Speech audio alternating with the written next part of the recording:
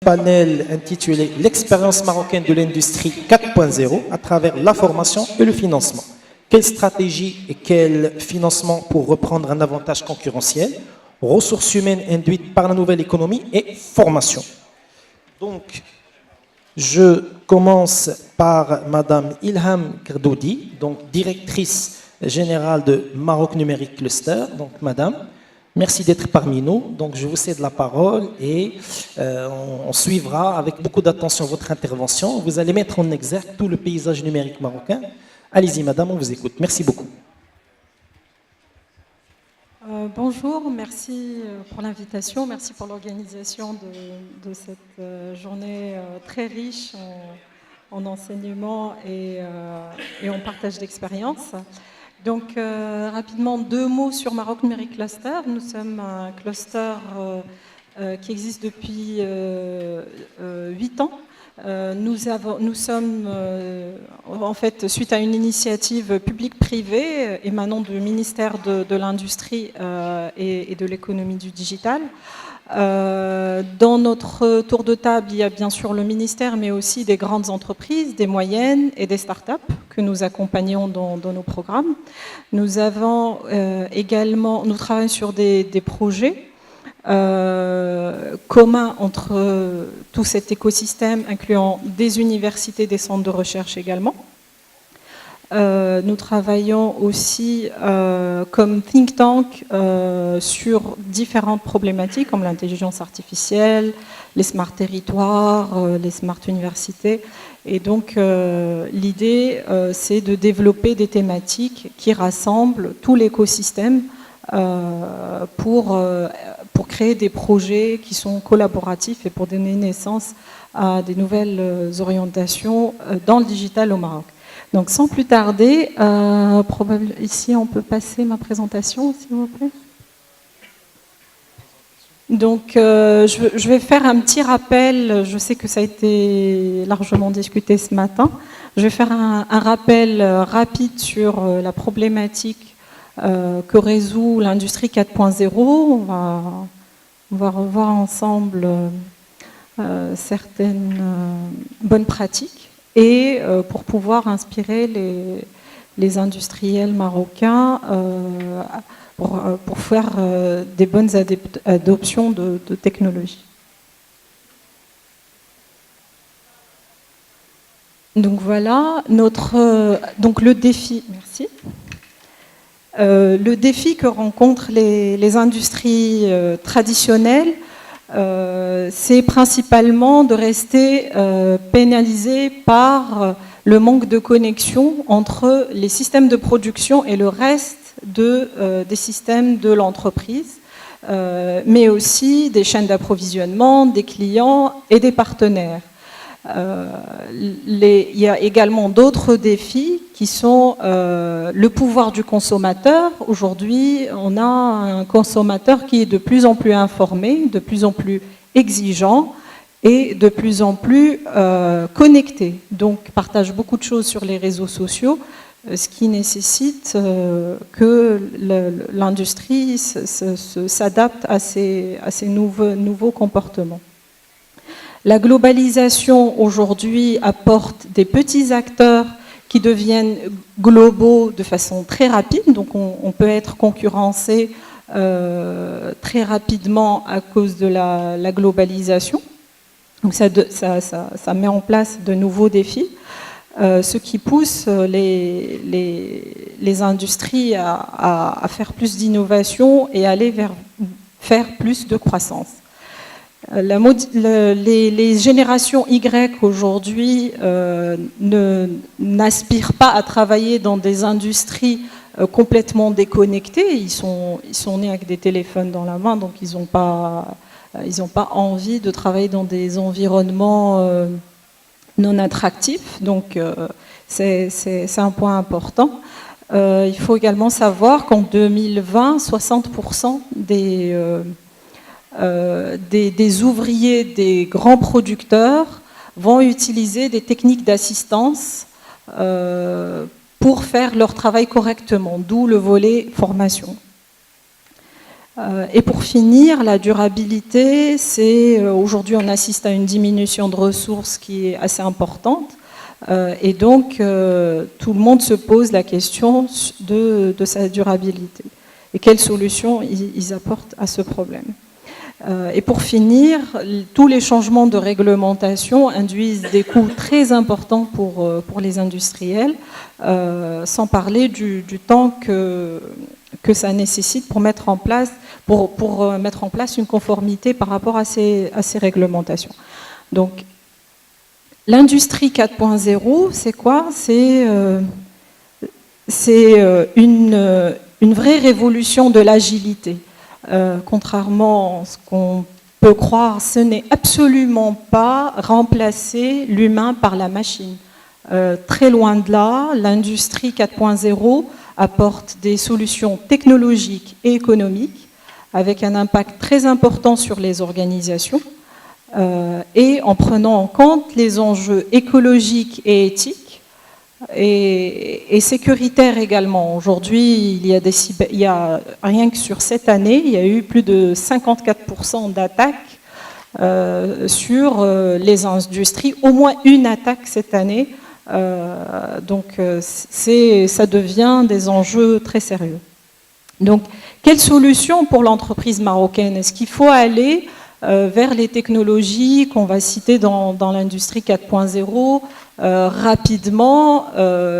rapidement, je dirais oui, mais sans études, absolument pas, parce que chaque entreprise est unique et donc il faut étudier au cas par cas. Et il faut faire les bons choix technologiques et ça passe d'abord par des études, par une vision stratégique, qui tient compte de l'écosystème élargi du système de production, c'est-à-dire la chaîne d'approvisionnement, les clients et les partenaires. Connecter tout ça, ça va se faire grâce à l'industrie 4.0, mais avec un accompagnement de changement qui est très très important. Donc il faut que dans toutes les couches de l'entreprise, on adopte ce genre de changement. Donc, parmi les choix technologiques en fait, dans l'industrie 4.0, il y a énormément de choix technologiques. Ici, on a listé les principales, le top 5, selon le World Economic Forum. Le Internet of Things, par exemple, on a tendance à croire que c'est une révolution, mais non, c'est juste une évolution d'une technologie existante qui s'appelle le machine-to-machine et qui existe depuis 15 ans. Aujourd'hui, la nouveauté, c'est que c'est connecté à des réseaux et qu'on arrive à faire des relevés à distance. On a aujourd'hui 17 milliards d'objets connectés dans le monde. On va passer à 80 milliards d'ici 2025. Donc ça peut être une bonne solution. Combinée avec l'intelligence artificielle, donc l'intelligence artificielle, on en a largement parlé ce matin, faut savoir que ça ne convient pas à tout le monde, mais dans certains cas, l'intelligence artificielle combinée avec l'Internet of Things apporte des solutions miraculeuses comme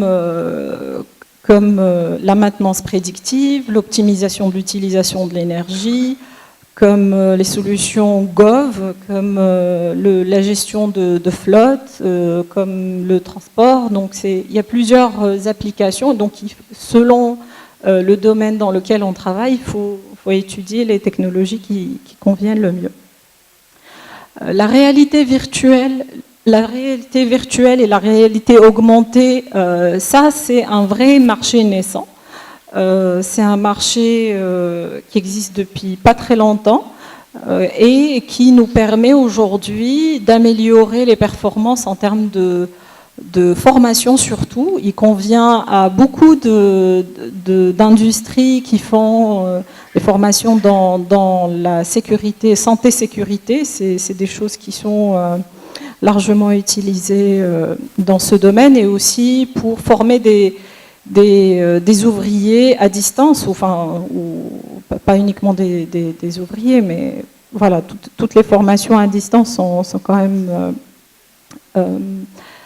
très bien faites avec la réalité virtuelle et la réalité augmentée. Vous remarquerez que pour la robotique, en fait, on n'a pas cité robotique, mais robotique avancée.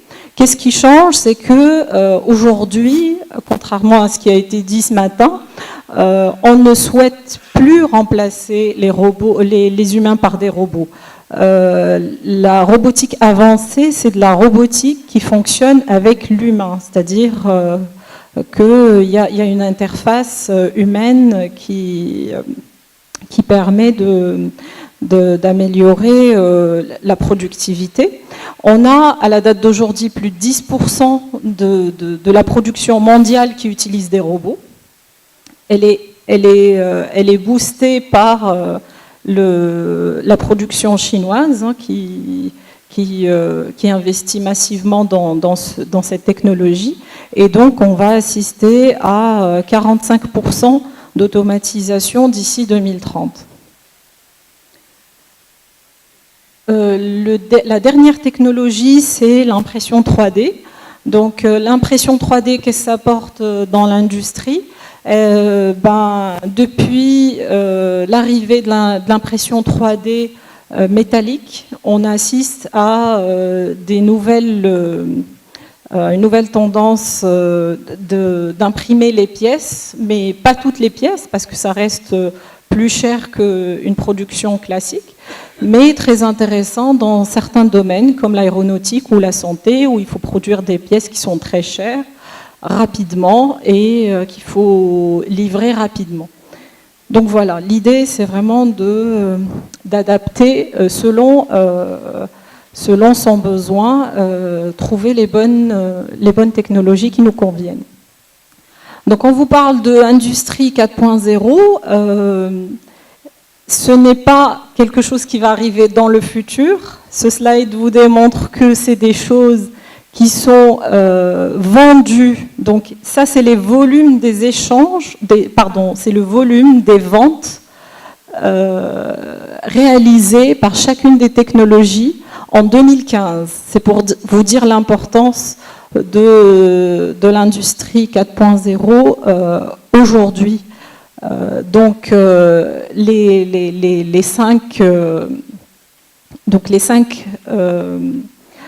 technologies les plus matures sont la robotique, qui arrive en tête avec 35 milliards de dollars, avec, comme on l'avait dit, une implémentation chinoise et asiatique à 63%. L'intelligence artificielle arrive en deuxième lieu avec 8 milliards de dollars, avec une dominance américaine. L'impression 3D se fait entre les États-Unis et l'Europe, ils se partagent 70% du marché mondial. Et tout ce qui est wearables, réalité augmentée virtuelle, pareil, on a à peu près les mêmes taux. Donc, tout ça pour dire que l'industrie 4.0 est aujourd'hui une réalité, donc il faut trouver des solutions.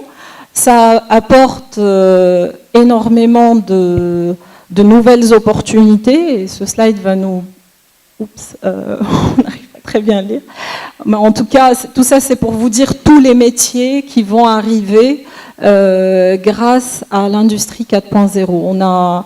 On a énormément de nouveaux métiers qui s'installent. Donc, la formation devient un must rapide. Voilà, merci. Merci beaucoup, Madame Cardoudi. C'est très intéressant, c'est très riche en informations. Donc, vous avez planté le décor. vous avez montré le paysage. On a mieux compris ce que c'est que le rôle plutôt de Maroc Cluster numérique. Donc, ce n'est pas un donneur d'ordre, ce n'est pas un pôle de compétitivité. Vous êtes animateur, vous faites de la veille sur tout ce qui est économie numérique, tout ce qui est transformation digitale, à l'ère de cette transformation, je dirais, sociétale, carrément, pour adhérer aux nouvelles technologies et pour, je dirais, favoriser davantage l'innovation en matière de nouvelles technologies. Merci beaucoup, madame, pour votre intervention. On serait très content si vous pouvez rester avec nous. Par la suite, on va ouvrir le débat pour avoir quelques questions ou réactions. Donc, du paysage de l'institutionnel vers une entreprise performante. Et donc, j'introduis monsieur Amin, c'est ça, monsieur Amin Zarrouk, merci beaucoup. Donc, monsieur Amin Zarrouk, je vous cède directement la parole. Si vous pouvez nous parler de votre expérience, de votre entreprise, éventuellement rebondir sur vos réalisations et nous faire carrément le passage vers la partie, tout ce qui est professionnalisation, tout ce qui est transformation digitale, tout ce qui est numérique. Merci beaucoup, monsieur. Merci à vous. Merci beaucoup. Merci à mon ami Hicham. Un jour, tu m'avais dit que tu étais fier de moi. Ben, écoute, je le suis davantage et je suis même plus fier de toi par rapport à tout ce que tu fais, par rapport à ce bel événement, de m'avoir donné l'occasion de contribuer, même avoir une petite contribution dans ce bel événement. Alors, je représente en fait Alten, le groupe Alten, donc Alten Maroc. Donc le groupe Alten est un leader mondial de l'ingénierie et de conseil en technologie, c'est-à-dire une entreprise qui travaille, qui accompagne les industriels dans leur recherche et développement, notamment sur des métiers divers et variés.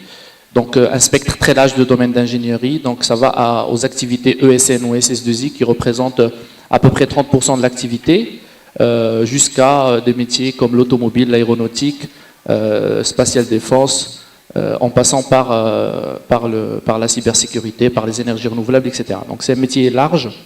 Donc nous sommes 30 000 personnes dans le monde, sur une vingtaine de pays, 26 exactement, une entreprise d'origine française. Donc la filiale du Maroc, actuellement 600 personnes sur un certain nombre d'activités, pas toutes les activités d'Alten. Donc on a la répartition de notre effectif, 200 personnes, 200 ingénieurs dans le télécom, 200 dans l'IT et 200 dans l'automobile. Donc nous, on essaie de débloquer les métiers au fur et à mesure en gardant une certaine homogénéité par rapport aux métiers historiques. Alors, pour revenir à cette thématique d'aujourd'hui, donc j'étais ravi d'apprendre beaucoup de choses par rapport au panel de ce matin, et puis même par rapport à ce que Madame la Directrice Générale nous a expliqué. En fait, j'entends beaucoup de choses, on lit des articles. Moi, je ne suis pas un spécialiste de l'industrie 4.0, mais j'ai un regard terrain que je voudrais partager avec vous, étant donné que l'ingénierie, c'est quand même une composante importante dans l'industrie, et donc bien entendu dans l'industrie d'aujourd'hui et de demain. Alors, toujours ce débat, est-ce que ça va créer des emplois? Est-ce que ça va supprimer? Combien? De part et d'autre? Moi, je pense qu'on ne saura jamais est-ce que ça va créer plus ou moins, enfin plus d'emplois ou réduire les emplois. En tout cas, je suis convaincu que ça va créer, là où elle va détruire des emplois, elle va créer, en fait, ça ne va pas être au même endroit. La création et la destruction, ça ne va pas être au même endroit. La création de l'emploi va être dans des pays qui sont prêts. Ça veut dire dans des environnements qui ont déjà anticipé, qui ont eu un regard, qui ont eu des approches préventives pour pouvoir anticiper ça. Et justement, je pense que le Maroc doit jouer ce rôle-là. Nous sommes sur la bonne voie. J'estime que la stratégie du Maroc, de commencer par des activités de délocalisation, enfin de faire de l'offshoring, puisque je vais parler aussi avec ma casquette de l'APB, puisque je suis vice-président de l'APB en charge du pôle offshoring, qui inclut la partie ITO, la partie ESO et la partie KPO. Alors pourquoi le Maroc? J'estime qu'il est sur la bonne voie, parce que nous sommes, grâce à cette activité, nous avons démarré par démarrer des sujets de CRM, de BPO, et le Maroc est en train de monter en gamme pour être présent sur des activités à forte valeur ajoutée, à savoir l'ITO, l'ESO, l'ESO, le Engineering Service Outsourcing, et le KPO, qui est le Knowledge Service Outsourcing. Donc c'est des métiers à forte valeur ajoutée, et cela requiert des ingénieurs de bon niveau. Alors les ingénieurs de bon niveau, quand on voit quand on voit tous les chiffres là, on se rend compte que c'est un environnement qui évolue très très rapidement. Donc j'estime que la vraie question, c'est comment pouvoir suivre cette croissance. Donc vitesse, agilité et créativité. On a entendu pendant le panel sur le premier panel ces trois mots-là. Donc, et cela, c'est-à-dire pour faire monter en compétence nos ingénieurs, il faut ces trois composantes-là. Parce que il faut être créatif, il faut être agile, il faut pouvoir s'adapter à toute la nouveauté, et puis il faut aller vite.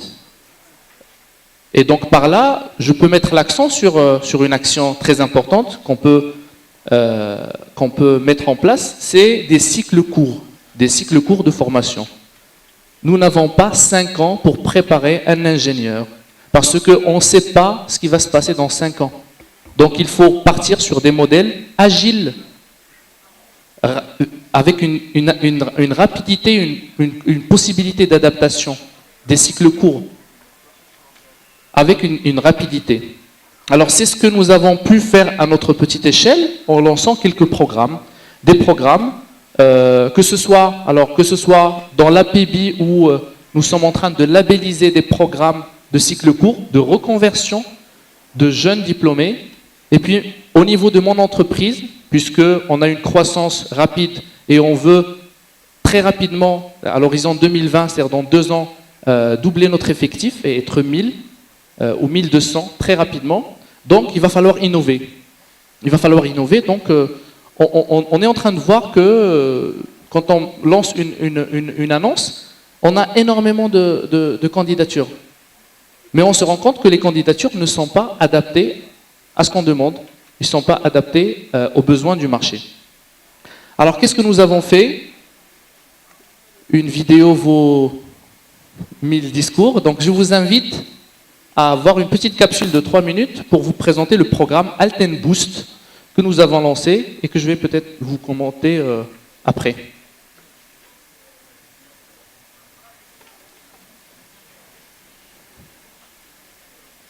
Ça va venir. Les aléas du direct. Une première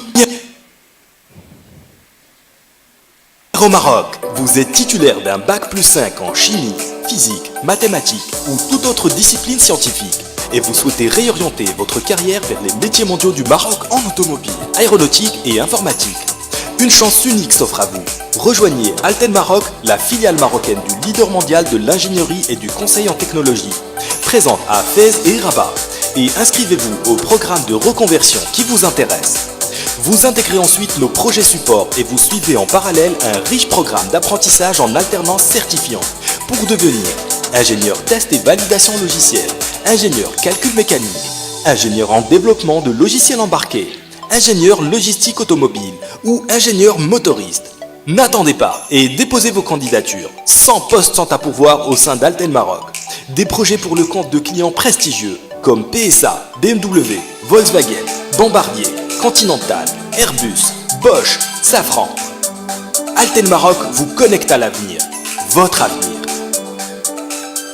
Une première au Maroc. Révision. Alors, le Alten Boost, pour moi, c'est une action pilote qui répond à plusieurs points, qui répond premièrement à cette pénurie d'un ingénieur adapté aux besoins spécifiques du marché, un besoin qui change très souvent et que l'université ne suit pas forcément. Et donc, par cette action-là, nous avons pu créer des passerelles et des liens avec les universités. Nous avons pu lancer des programmes agiles qui s'adaptent à l'évolution, c'est-à-dire des programmes avec de l'alternance où on peut travailler sur des modules et peut-être même les mettre à jour au cours de la formation. Ça, c'est très important.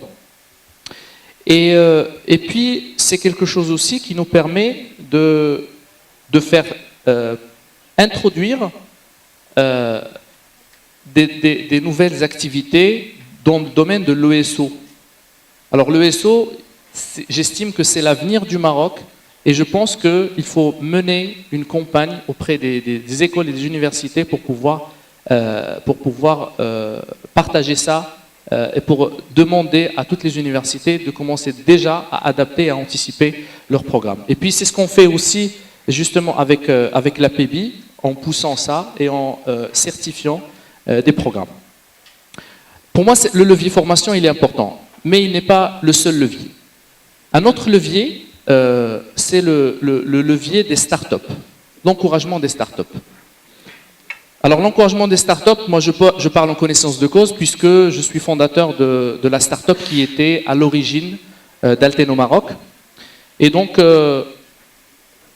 pour moi, c'est ce qui va permettre, parce que là, quand on parle de vitesse, agilité, créativité, on pense tout de suite aux startups. Et ce sont les startups qui imposent leur rythme. Et c'est pas aux fédérations comme l'APEBI, c'est pas à ces startups-là de s'adapter au contexte, de s'adapter au rythme des écoles. C'est plutôt l'inverse. Donc c'est les startups qui ont le bon rythme. Donc on ne va pas demander aux startups de s'adapter à un petit rythme que l'État leur impose. Alors par rapport à ça, je pense que l'entreprise a aussi un rôle citoyen. Alors en ce qui concerne Alten Maroc, Au final, voilà, pour finir peut-être sur ce point-là, nous avons lancé le concours AMSA, Alten Morocco Software Awards. La thématique de cette année, justement, c'est une coïncidence, c'est l'automobile à l'ère de l'industrie 4.0. Donc, à la fin du mois, on va sélectionner les gagnants de ce trophée-là, en partenariat avec l'école Mohammedia des ingénieurs, où on a eu la surprise de découvrir des projets extraordinaires dans le domaine de la voiture connectée, de la voiture autonome et de tout ce qui est voiture propre, voiture électrique. Et puis, peut-être aussi un dernier point, c'est aussi ne pas penser qu'à l'axe Casablanca-Rabat. Alors justement, encore une fois, je parle en connaissance de cause puisque j'ai créé ma start-up à Fès et je continue à recruter sur le bassin Fès-Meknès. Donc les 2/3 de nos effectifs sont sur ce bassin RH, sur ces deux villes-là, enfin sur Fès notamment. Et j'estime que c'est un véritable gisement en fait. La région, c'est un véritable gisement de compétences qu'on ne regarde pas forcément. Donc pensons aussi à la région et au potentiel que la région peut apporter à cet écosystème qu'on veut construire ensemble. Et je vous remercie. merci beaucoup Amin Zarrouk. Donc je rappelle, vous êtes directeur de filiale chez Groupe Alten. On vous souhaite une très bonne continuation. Merci pour ces explications. Donc on passe à une autre expérience, celle de monsieur Jean-Luc Roissin. Donc monsieur, vous avez la parole. Je rappelle que vous êtes administrateur gérant de Bénéfique SPRL. À vous la parole monsieur.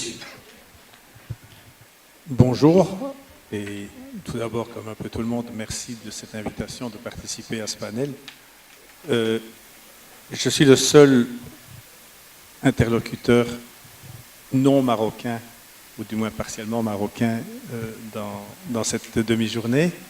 Je me permettrai malgré tout de faire une petite constatation par rapport à toutes les communications que nous avons reçues aujourd'hui, qui étaient des communications toutes visionnaires, enthousiasmantes, inspirantes, assurément, très actuelles absolument. Excusez-moi. Et malgré tout, en tant que praticien, je tiens souvent à tirer la conclusion, mais oui, on nous dit toujours toutes ces choses, mais oui, il n'y a qu'à. Il n'y a qu'à le faire. Il n'y a qu'à le faire, mais alors le praticien, il se pose la question, oui, je suis inspiré, je suis gestionnaire d'une société, j'ai des collaborateurs tout aussi motivés que moi, mais je m'y prends comment? L'industrie 4.0, je la trappe par quel côté? Suis-je dedans? Vais-je devoir y développer quelque chose? Donc aujourd'hui, venant de l'extérieur, je me permets de m'adresser aux opérateurs industriels et plus particulièrement aux maintenanciers, parce que c'est un peu mon métier de base. En fait, le maintenancier, son but, et on en a déjà parlé aujourd'hui, c'est d'assurer la plus grande disponibilité de l'outil industriel. Donc s'il permet d'avoir un outil plus disponible, il permet surtout à l'entrepreneur de faire du fric, comme on en parlait ce matin. Je suis, et à quel titre puis-je parler en ces termes? Donc je vais me présenter de façon peut-être un peu plus spécifique.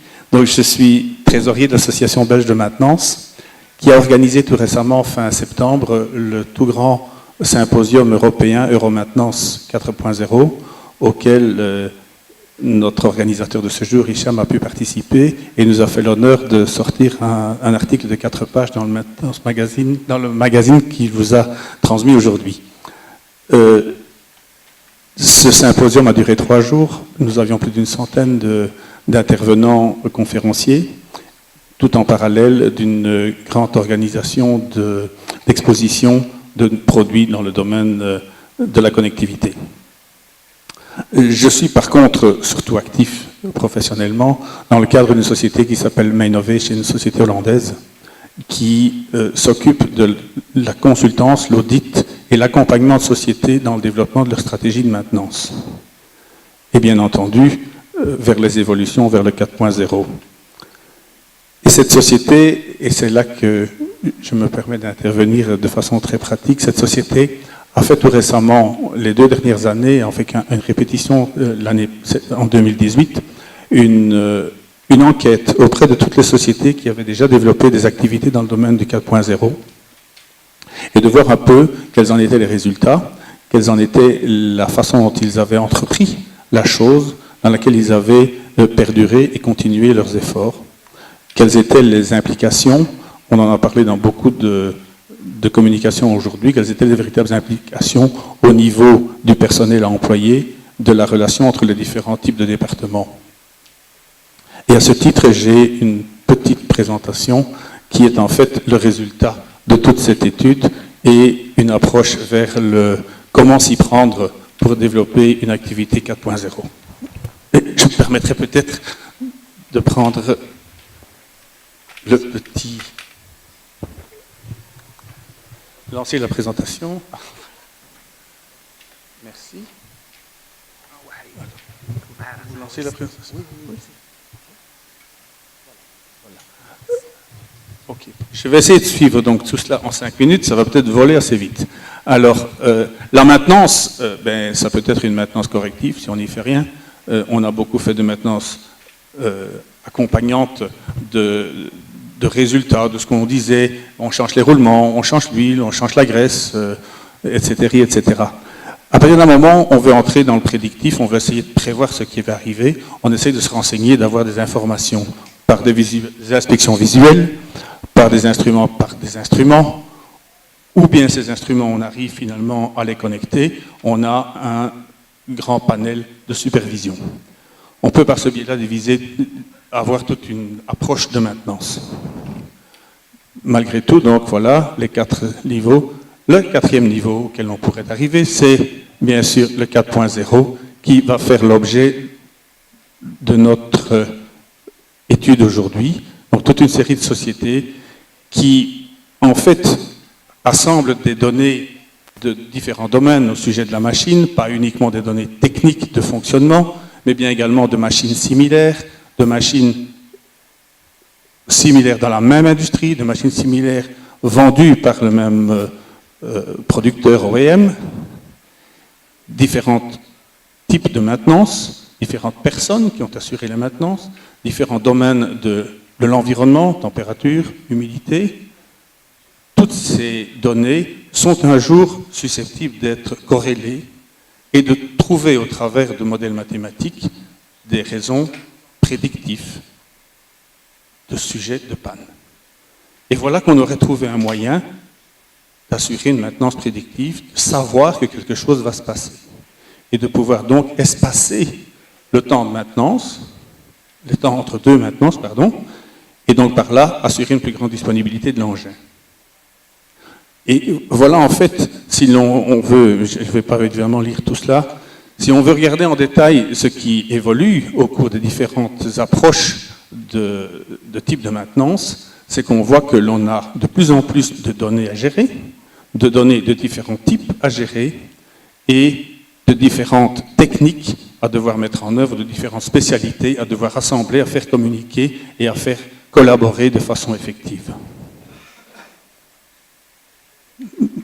Donc en fait, l'association et la société Mainnovation a fait une étude au travers de 280 sociétés, donc on a quand même un résultat relativement fiable dans les avis qui sont émis, des sociétés qui sont toutes réparties aux Pays-Bas, en Allemagne et en Belgique. Et quelles sont les données qu'ils utilisent au niveau de leur maintenance 4.0 ? Je ne vous les lis pas. Depuis, je viens de les lister et de les citer tout à l'heure, on multiplie le nombre d'origines de types de dépenses. Que voit-on évoluer? Le gris est en 2017, l'orange représentant 2018. Que voit-on évoluer dans la pensée des gens? C'est qu'on augmente légèrement le nombre de techniciens, on augmente un peu les inspecteurs en maintenance, on a une très forte augmentation au niveau de la fiabilité, des fiabilistes, donc les gens qui étudient les méthodes de fiabilité des différentes machines en service dans l'industrie. On augmente aussi très très fort les data scientists, donc les gens qui vont gérer la somme de données et la masse de données que nous allons avoir. Inspecteur qualité. L'IT augmente énormément aussi, bien sûr, puisqu'on entre dans le domaine, on est dans le domaine de la connectivité Internet. Et donc, on en arrive à tirer la conclusion, qu'est-ce qui va être plus important, qu'est-ce qui est la grande modification à devoir apporter en travaillant en industrie 4.0, c'est que la fiabilité, l'IT et les data scientists doivent arriver à collaborer de façon très intense.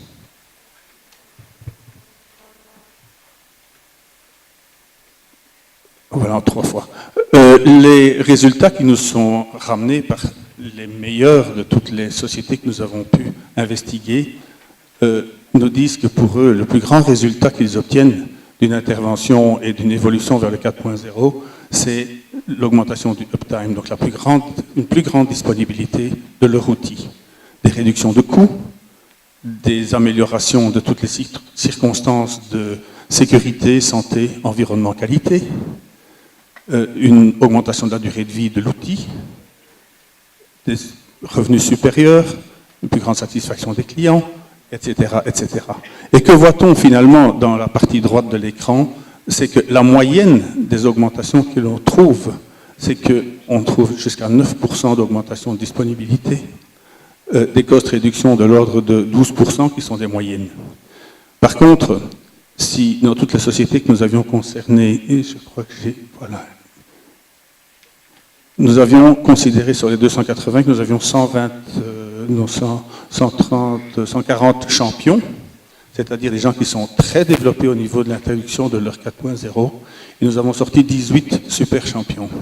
Ces 18 super champions justifiaient des augmentations dans tous les domaines des valeurs approchées par un process industriel, que ce soit dans l'amélioration de sécurité et santé supérieure à 25%, au niveau des réductions de coûts également supérieure à 25%, en durée de vie de leur outil également, tout autant qu'en utilisation de l'asset. Ce sont donc des progrès magiques et particulièrement économiques de l'introduction du 4.0. Alors, les sujets critiques pour y arriver, c'est bien sûr le budget que l'on veut y dépenser, mais quand on voit les résultats qu'on peut obtenir, je crois qu'on peut s'assurer d'un bon résultat. Une culture d'entreprise, les technologies à mettre en œuvre et tous les autres événements tels que également la sécurité des données. Alors, comment s'y prendre? Parce que c'est pas cela que je voulais arriver, donc je me permettrai de conclure là-dessus. Mais je crois que pour s'y prendre, il faut d'abord savoir quelles valeurs on veut regarder, quels sont les éléments que l'on veut prendre stratégiquement comme point de référence. Ensuite, le deuxième point, c'est de définir les équipements pour lesquels on va et sur lesquels on va approcher et développer une activité 4.0. Une fois que ce point est fait, on doit faire travailler les fiabilistes, les amener à savoir exactement quels sont les tenants et aboutissants de l'engin. Ensuite, on passe chez les algorithmes, les mathématiciens, pour définir les algorithmes et les corrélations susceptibles d'être identifiées avec la masse de données supplémentaires que l'on va acquérir au sujet de cet engin. Pour en finir par assurer les données en real time, de prévoir, donc au travers des corrélations, les modes de défaillance et d'avoir immédiatement les prescriptions de maintenance conséquentes. Le bandeau supérieur nous présente les big data à mettre en œuvre et l'algorithme, c'est un système itératif. On revient dedans, on a une intelligence artificielle qui se met en jeu et on augmente les résultats que l'on pouvait obtenir. Voilà en gros, en vitesse, c'est une analyse qui se décline en 40 pages que j'ai essayé de vous résumer en une dizaine de petits slides. Merci à vous.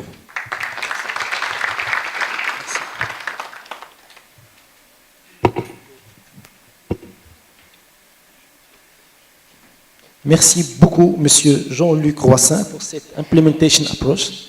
Merci pour ce modèle, pour ces explications, pour ces process. Donc, en parlant de maintenance, vous avez évoqué ça. Donc, je cède directement la parole à Madame Samira Benali, responsable maintenance BEMAS. À vous la parole, chère Madame. Bonjour à tous, salam alaikum. Je me présente, donc je suis Samira Benali. Donc, je vais vous expliquer mes 3 casquettes qui sont importantes pour la présentation. Donc avant tout, je suis responsable maintenance, asset manager également, et adjointe technique d'une raffinerie qui fabrique des produits pour la pharmaceutique et cosmétique. La deuxième, c'est que je suis membre du conseil d'administration de la BEMAS qui accompagne plus de 1000 industriels dans le Benelux pour l'excellence opérationnelle. Au niveau de la gestion des équipements, qu'on appelle la gestion des actifs, d'où asset management, et la maintenance. Et enfin, depuis quelques mois, je suis en train de créer ma start-up qui consiste également à accompagner les industriels TPE, PME, également les institutions dans l'excellence opérationnelle. Donc, je ne vais pas répéter ce qui a été dit, je vais vous épargner de répéter pour la 10e fois la même chose en ce qui concerne le 4.0. Je pense que tout le monde a très bien dit les choses en ce sens. Je vais simplement compléter ce qui a été dit, donc, et peut-être reprendre une ou deux phrases très justes qui ont été dites ce matin et à l'instant. J'ai commencé par vous présenter de la manière suivante en vous disant « Mieux vaut prévenir que guérir ». Pourquoi ? Merci. Simplement parce qu'au niveau de la formation, effectivement, il y a une crainte de suppression de postes. Et on dit également qu'il y a des nouveaux postes qui vont se créer. Eh bien, dans ce cas-là, nous sommes tous responsables et nous devons tous avoir cette conscience de devoir se préparer à cette ère, donc cette nouvelle ère industrielle, avec les compétences nécessaires, de manière à être directement opérationnel sur le marché. Vous allez me dire comment. Donc ça, je vais vous l'expliquer par la suite. Mais avant ça, je vais d'abord aborder quelques points concernant le 4.0 qui n'ont pas été forcément dits ce matin. Donc, je vais me lever, ce sera plus simple. Alors, avant de commencer, est-ce que parmi vous, il y a des décideurs ou des directeurs d'entreprise, des exploitants? Je ne pense pas. Non. En tout cas, je vois qu'il y a des jeunes et des femmes aussi, donc ça c'est rassurant, donc je vais continuer, c'est pas grave. Donc le contexte du 4.0, et je vais simplement reprendre, mais avec des phrases différentes, c'est qu'il faut effectivement, au niveau de la formation, s'adapter aux changements. Au niveau du 4.0, prendre des risques mesurés, réfléchis, avoir une vision objective, globale des menaces et opportunités potentielles. Donc, c'est-à-dire qu'on doit effectivement rester compétitif par rapport à la Chine et les États-Unis. Réduire ou éviter les pertes financières dues aux surcoûts et aux dépenses généralement non prévues, de par des casses par exemple, une mauvaise gestion, le management qui n'est pas opérationnel. Alors le but c'est de ne pas rechercher de responsables, c'est de comprendre pourquoi ça ne fonctionne pas et qu'est-ce qu'il nous manque pour pouvoir être opérationnel et optimiser l'ensemble. Le 4.0, donc, c'est appliquer les tâches juste au bon moment et en temps réel. C'est donc, en conséquence, élargir les compétences, les augmenter. Voilà. On comprend bien que la complexité des décisions, elle n'est pas simplement à l'échelle humaine. On a besoin de tous ces outils pour prendre une décision. Donc, on doit tout simplement confier à la machine la possibilité de donner du sens aux données. Donc, c'est bien ce que je dis, ça doit être un outil d'aide à la décision. Alors, je pense que vous avez tous entendu parler de cet événement. Donc, c'est à Gênes, le pont, 43 morts, 16 blessés. Je pense que beaucoup d'entre vous ont compris un certain nombre de causes également. Et donc, parmi ces causes, parce que dans un incident, et je vous le dis par expérience, parce que j'en ai vécu un, j'ai vécu une explosion. Alhamdoulilah, je m'en suis sortie. Et c'est de là d'ailleurs que vient ma carrière de maintenancière et de responsable maintenance. C'est ce qui a fait mon déclic. Je vais vous l'expliquer après. Donc, ici, lorsqu'on met en place un outil de production, une usine, un module 4.0 ou pas 4.0, peu importe, il faut absolument pérenniser ces équipements-là. Aussi bien dans une usine que les infrastructures, que ce qui concerne la logistique. Donc, ici, la conséquence, c'est si on ne maintient pas, s'il n'y a pas un suivi, et également dans le 4.0, donc je parle en termes de sécurité, on arrive à ce genre de catastrophe, malheureusement. Alors, il y a également un point qui a été souligné lors de l'analyse des différents facteurs pour cet incident, parce qu'en général, c'est ce que font le gouvernement et les personnes concernées. Il y a également le facteur humain. Donc, le facteur humain, il y a un manque au niveau des compétences, aussi bien peut-être au niveau de la conception, mais aussi au niveau de la maintenabilité. Donc vous comprenez, je pense tous maintenant, l'intérêt de se former et de pouvoir se préparer aux nouvelles technologies, aux nouveaux modules, aux nouvelles méthodes de travail également. Alors, par rapport à ça, je vais le faire très rapidement. Donc, en ce qui me concerne, c'est exactement la même chose. Donc là, on parle sur une échelle un peu plus grande, mais dans une toute petite échelle au niveau de l'Anoline Stella. En 2006, on a lancé une nouvelle unité de production en zone atmosphère explosive. Et il y avait une ancienne unité de production qui datait de 1985, qui n'a pas été maintenue comme il fallait. Et donc, un mois de janvier, donc là, il y a 10 ans, avec un certain nombre de facteurs, il y a une explosion qui est arrivée. Et les deux facteurs en principal sont la maintenabilité et le manque de technique aux personnes pour pouvoir intervenir, en fait. Donc, simplement au niveau du schéma, c'est ce que j'expliquais. Vous avez un outil de production, peu importe lequel, ou alors une infrastructure. Il peut y avoir des sources de danger. Vous avez les personnes qui sont présentes et l'événement. Si les personnes ne sont pas formées, n'ont pas les outils, les méthodes, on arrive rapidement à l'accident et avec des incidences considérables, comme là des morts par exemple. Donc là, on va parler d'un sujet un peu plus gai, excusez-moi, mais je pense que celui-là était important. Donc, au niveau simplement de la fiabilité, là, je vous ai donné deux exemples de sociétés où on voit les incidences d'une mauvaise maintenabilité ou de ne pas mettre en place une asset performance management. Donc, la gestion de la performance des assets, des actifs, et des sociétés qui, eux, ont choisi de mettre en place cette gestion et de veiller à cette maintenabilité tout en faisant régulièrement une évaluation des risques. Et donc ces sociétés-là ont eu un certain nombre de gains, notamment une réduction des coûts au niveau des défaillances, une réduction de leur temps d'arrêt de chaîne de production, etc., etc. Par exemple, au niveau de l'aviation, il y a eu plus de 1300 engins qui ont été épargnés de casse suite à cette mise en place de Asset Management Performance.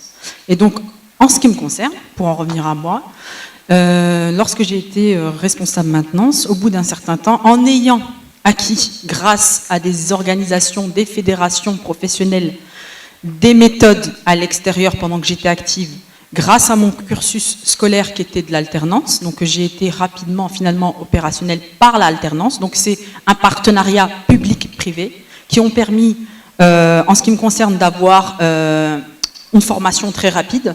J'ai pu, grâce à tout ça, mettre en place des choses dans l'usine, aussi bien sur ce qui est actif depuis longtemps et les nouveaux équipements, et ça a permis de réduire mon budget de maintenance de 40%, et de réduire les temps d'arrêt de 16 par an à 2. Et là, pour l'instant, l'année 2018-2019, on est à 0.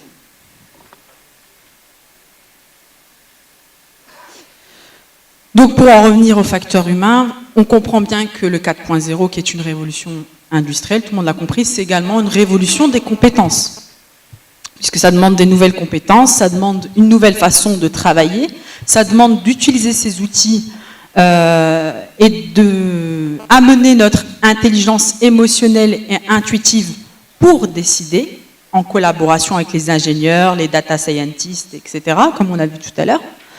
Et finalement, en fait, ces métiers, on n'en revient plus à ce qu'on connaissait à l'époque au niveau de la maintenance, donc des métiers qui étaient fastidieux, difficiles, mais plutôt des nouveaux métiers. Voilà pourquoi j'ai écrit que l'école blanc et l'école bleue laissent place tout simplement au col neuf. Ce matin, on disait l'école bleu clair, mais moi je préfère plutôt dire l'école neuf parce qu'il y a des nouvelles méthodologies qui doivent être acquises. Il y a également des nouvelles méthodes et des nouveaux outils, tout simplement. Donc là, j'ai simplement énuméré un certain nombre de domaines que vous connaissez très bien ici. Le premier, c'est l'automobile, tout ce qui concerne le maritime, l'agro-industrie, etc. Et donc là, ce sont les domaines au niveau des métiers qui vont être le plus considérés comme métiers d'avenir. Donc j'ai pu participer à des ateliers concernant l'élaboration des métiers d'avenir avec l'organisme de l'emploi belge. Et donc la maintenance en fait partie pour les jeunes qui sont présents ici. Donc là, c'est simplement le type de domaine qu'il doit y avoir dans les écoles pour ce métier, à ajouter dans les cursus de formation. Et au niveau des compétences, alors j'insiste, c'est très important, je vous le dis, aussi bien dans l'engineering que la maintenance, peu importe, il faut absolument avoir cet esprit de rigueur et avoir ce souci de bien communiquer avec les autres personnes qui vont collaborer avec vous. Donc aussi bien les ingénieurs que les data scientists, que vos patrons, etc., etc. C'est une base essentielle. Donc vous avez, comme on disait tout à l'heure, la réalité virtuelle augmentée.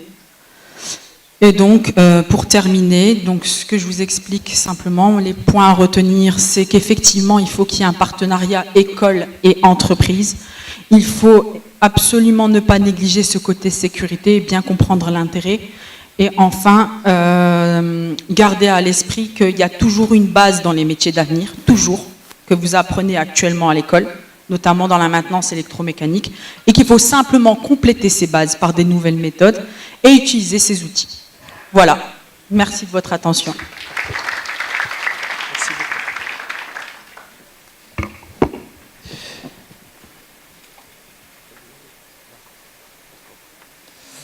Merci beaucoup, Madame Benali, pour cette riche intervention dans le domaine de la maintenance. Alors, Monsieur Amin Zarrouk, directeur filiale chez Groupe Alten, donc il va nous quitter, il ne peut pas rester avec nous. S'il vous plaît, veuillez l'applaudir très fort.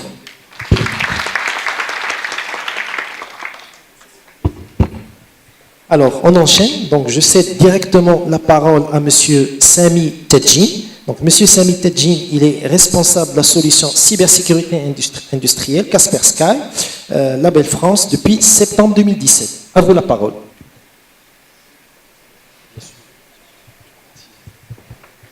Alors tout d'abord, bonjour à tous.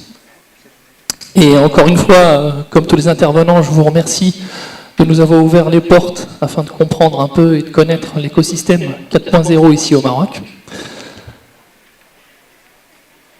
Donc la société de Kaspersky, je pense que tout le monde la connaît en tant que suite de sécurité classique, antivirus, c'est bien ça? On est bien tous d'accord? Aujourd'hui, nous, on va venir avec un produit dédié industrie. On est bien tous d'accord sur l'avantage qu'est l'industrie 4.0, ça je ne vais pas le remettre en cause. Par contre, on va avoir l'apparition d'une forte digitalisation liée à ce rapprochement entre l'informatique et tout ce qui est infrastructure automatisée. Donc ici, on va tenter de vous apporter les différents défis inattendus parmi des menaces qui, elles, sont bien connues. Ah, super, parfait. Donc les défis auxquels sont confrontées les organisations aujourd'hui industrielles 4.0. Le tout connecté, qui dit le tout connecté, donc il y a plusieurs implémentations de l'Internet des objets sur les réseaux opérationnels. Donc plusieurs vulnérabilités peuvent apparaître à travers ça. Un décalage entre tout ce qui est technologie de l'information, mais aussi technologie de l'exploitation.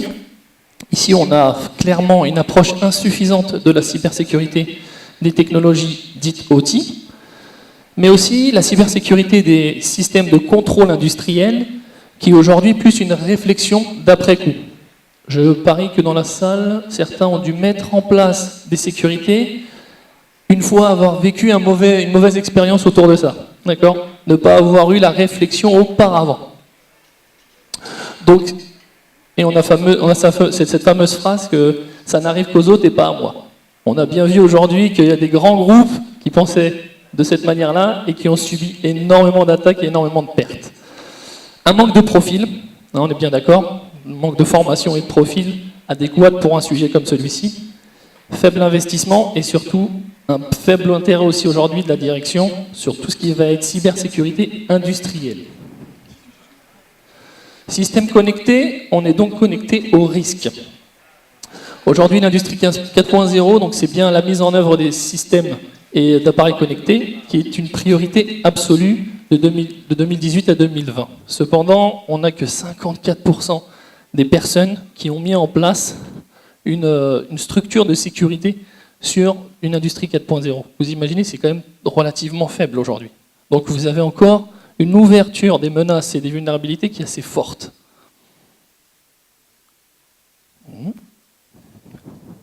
Super. Donc le décalage entre la cybersécurité IT et OT, aujourd'hui, on a réalisé un sondage avec une analyse Kaspersky sur ce sujet-là qui montre que majoritairement le budget, lui, il est plutôt investi sur tout ce qui est cybersécurité, sur de l'IT bureautique, d'accord, sur le conventionnel. On voit que 77% des gens, des professionnels dans ce domaine-là, investissent clairement là-dessus. Par contre, 52% uniquement en milieu industriel, sur un réseau qui aujourd'hui va être de plus en plus connecté à travers des composants style IoT et autres aujourd'hui. Comme disaient certains des intervenants, le machine-to-machine, ça existe depuis plusieurs années. Ce n'est pas aujourd'hui qu'on a créé le 4.0 forcément. La cybersécurité sur tout ce qui est système de contrôle industriel, comme je vous le disais, c'est souvent une réflexion d'après-coup. Mauvaise expérience, donc à partir de maintenant, je me mets à réfléchir à une quelconque sécurité. Ça, c'est lié à un manque de personnel, forcément. D'accord ? Un manque de profil. Aujourd'hui, dans l'énergie, on a 61% des sondés qui cherchent des profils dédiés à un sujet comme celui-ci, qui est majeur. Hein.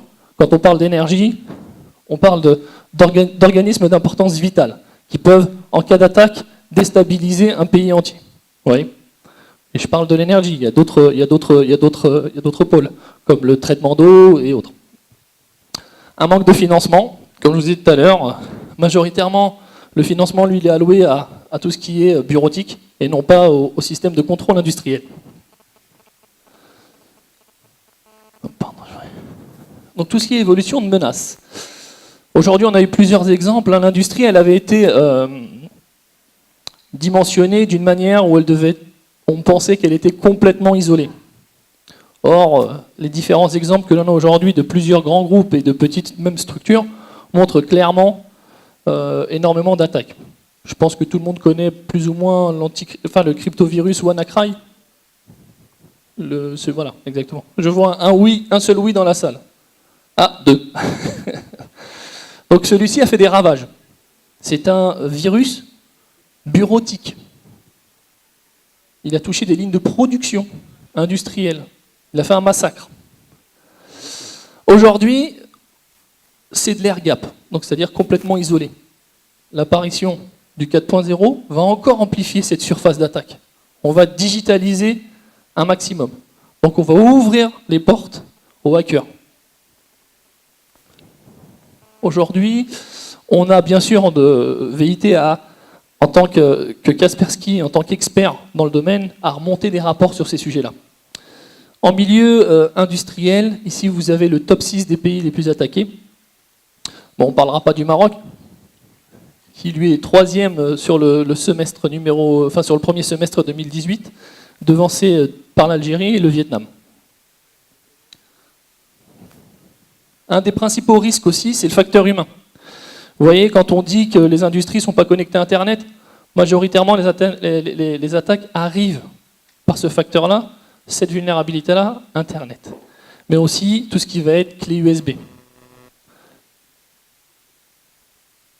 Les mesures les plus efficaces qu'il faut voir à travers ces statistiques-là, c'est de mettre en place clairement, de prendre en compte le facteur humain. Donc tout ça, ça va être lié à de la sensibilisation et de la formation. Déployer des outils pour la cybersécurité en milieu industriel. Donc il y aura des services et des solutions, mais aussi des audits à réaliser. Et faire de la cybersécurité industrielle clairement une priorité. L'industrie 4.0 va avoir besoin de ce type de profil-là. Donc quand on parlait de supprimer des postes, moi je pense que ça va plutôt en créer. Ça va plutôt créer des nouvelles générations de nouveaux profils et des nouveaux métiers. Ce que Kaspersky peut vous proposer, en tout cas pour vous aider dans ce sens-là, forcément c'est un package de formation et de sensibilisation à travers la sensibilisation du personnel exploitant, mais aussi la formation de professionnels qui vont être dédiés à la sécurité de l'infrastructure industrielle. À côté de ça, forcément, on se doit en tant qu'expert d'avoir plusieurs services. On va vous proposer des services d'audit qui sont majeurs et très importants dans un premier temps pour pouvoir en tout cas analyser, avoir la recommandation sur les différentes vulnérabilités et ce que vous devez mettre en place pour être sécurisé. Bien sûr, des équipes de réponse à incidents, on est capable aussi de former ces équipes-là afin qu'elles soient capables d'y répondre. Et derrière, d'une solution, je vais écourter là, c'est une solution qui va être plutôt d'ordre technique et qui va pouvoir en tout cas aider l'humain, parce que le facteur humain, lui, est très important. Voilà, je vous remercie.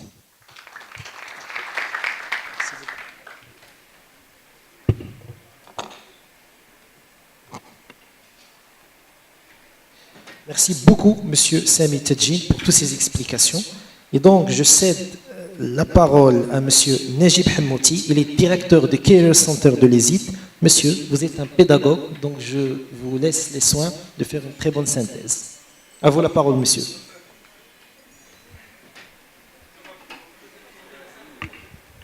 Merci beaucoup.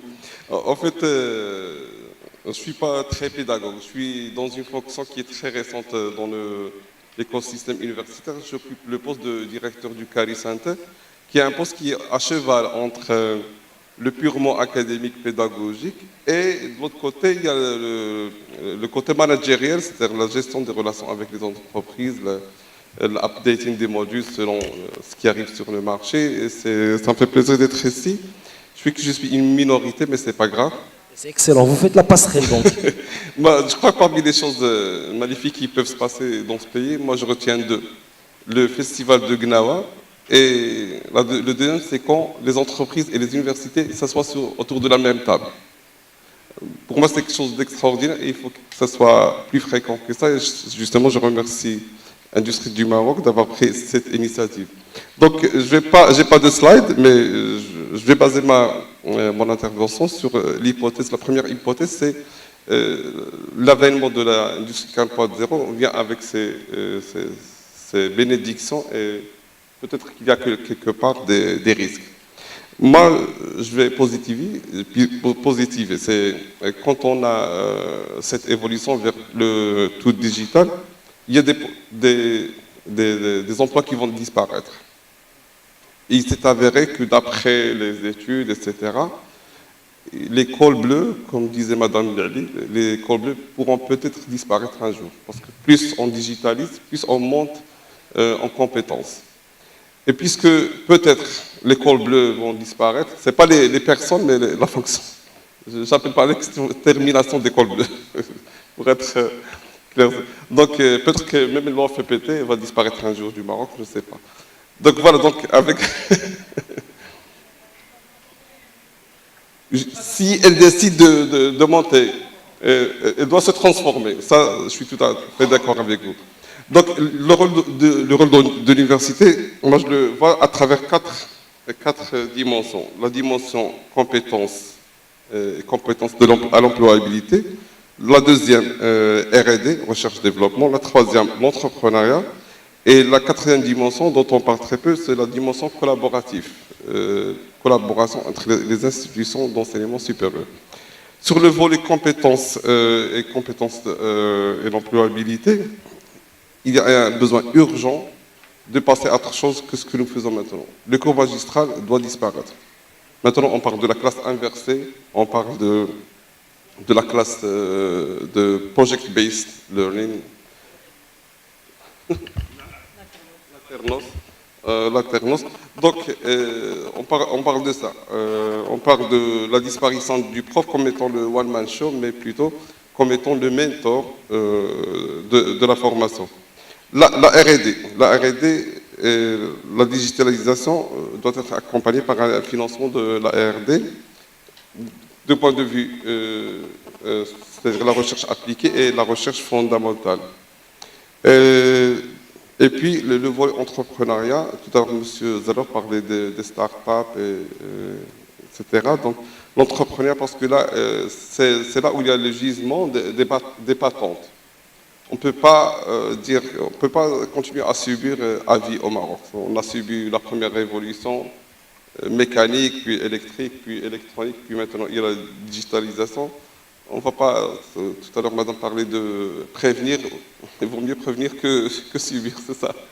Donc, est-ce qu'on va continuer à subir à vie? C'est une bonne question, mais ça nous interpelle. Il y a vraiment une alerte Kaspersky qui doit être lancée dans ce sens. Volet entrepreneur, parce que c'est là où les choses vont se passer. C'est là où on va créer des patentes, on va créer des produits qui font à ce que, d'une manière ou d'une autre, on ne soit pas toujours à la merci de ce qui se passe dehors. Parce que moi aussi, j'ai eu une autre casquette de formateur en leadership. J'étais dans une entreprise automobile. On me disait qu'ils travaillent avec un logiciel qui est produit en Inde. Et le jour où le logiciel plante, ils sont obligés de contacter... Bravo. Donc, voilà, mais ce qui se passe, c'est que quand il fait, je ne sais pas, je dis n'importe quoi, 14 heures en Inde, peut-être chez nous, c'est 3 heures du matin. Ils sont obligés de se réveiller à 3 heures du matin et faire une conf call avec le... Est-ce que ça doit continuer? C'est un challenge qui doit être porté par les universités pour que, d'autre part, que les choses évoluent un petit peu. Et dans ce sens, justement, il y a un travail à faire entre les entreprises et les universités. Il faut qu'ils se rapprochent. Moi, j'ai peut-être la chance ou la malchance d'être dans une école d'ingénieurs où on a beaucoup de moyens. J'ai ici avec moi des étudiants la promotion des ingénieurs informatiques et management des systèmes, qui est une formation taillée sur mesure sur l'industrie 4.0. Ils sont faits pour ça. Je les applaudis. Applaudissez-les, s'il vous plaît.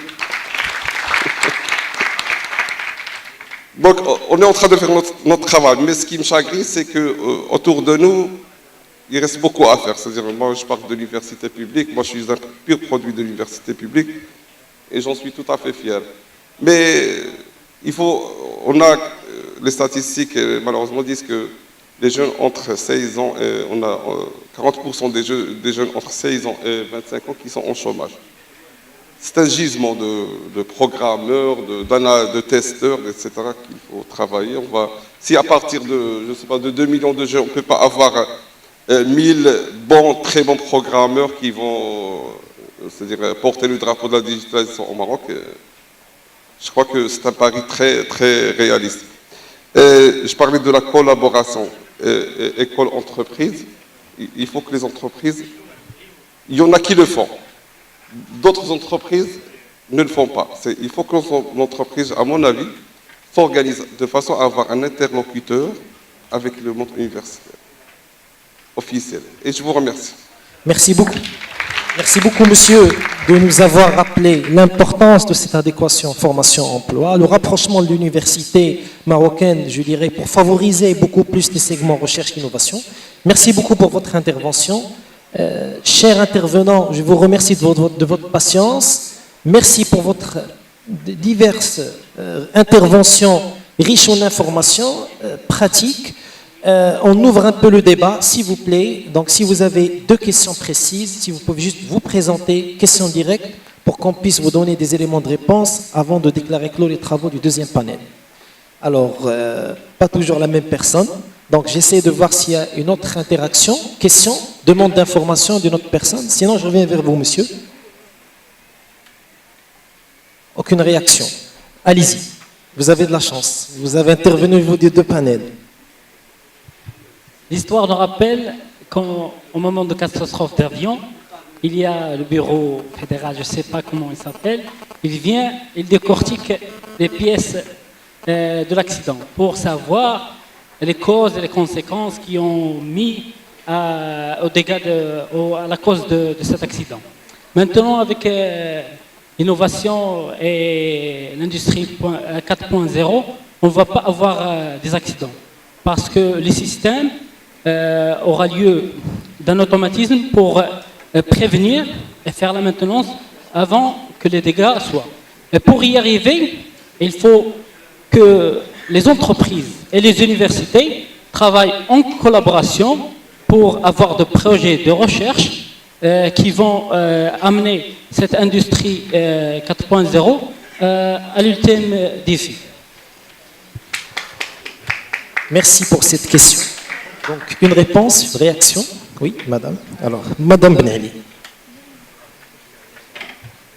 Alors, je vais vous répondre en même temps, je vais quand même donner un exemple concret que j'ai vécu pour vous dire qu'il y a quand même des accidents même avec le 4.0.